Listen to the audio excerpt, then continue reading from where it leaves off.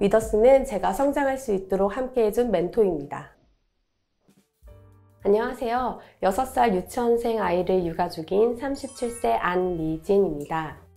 8월 말에 자격증을 취득하였고 10월부터 가정어린이집에서 보조교사로 일하고 있습니다. 기존에 사무직 업무를 하다가 육아로 인해 경력이 단절되었었는데 아이가 유치원에 다니기 시작하면서 일을 다시 하고 싶다는 생각이 들었습니다.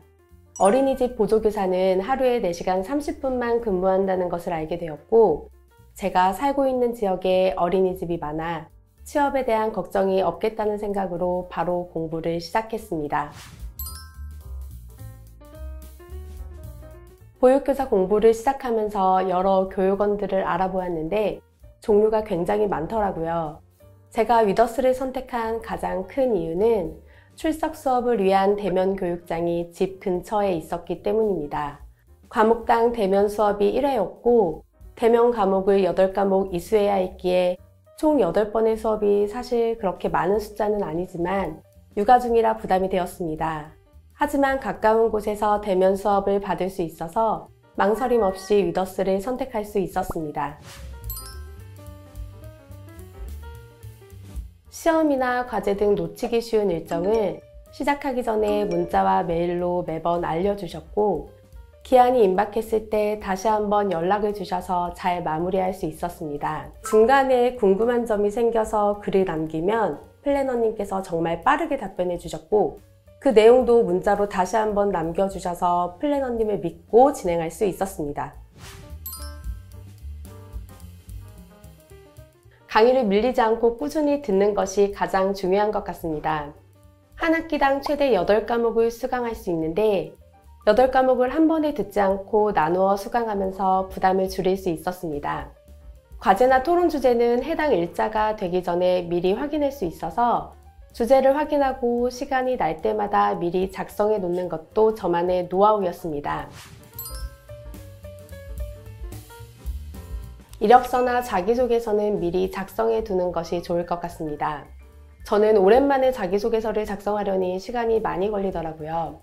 정말 취업을 할 마음이 있으시다면 공무원 채용검사와 잠복 결핵검사를 미리 받으셔서 서류를 준비해 두는 것이 좋을 것 같습니다. 지금은 신학기가 아니라 학기 중간이기 때문에 취업처에서 바로 일하실 수 있는 분들을 원하더라고요. 그리고 가장 중요한 건 긍정적인 마음가짐인 것 같습니다. 보육교사 공부 중이라고 주변에 이야기하면 어린이집이 많이 없어지고 있어 너무 늦은 건 아니냐는 이야기도 많이 들었었고 인터넷 검색만 해봐도 보육교사가 힘들다는 이야기를 정말 많이 접했습니다.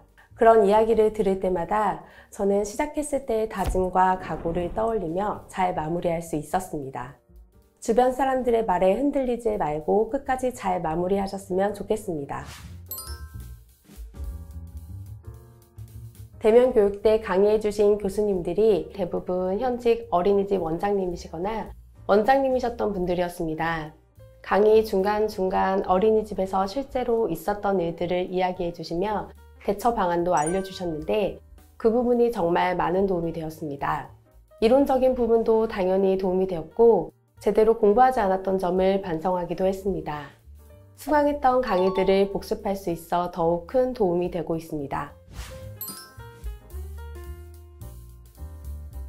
혼자였다면 끝까지 마무리하지 못했을 것이라고 생각합니다. 위더스는 제가 성장할 수 있도록 함께해준 멘토입니다.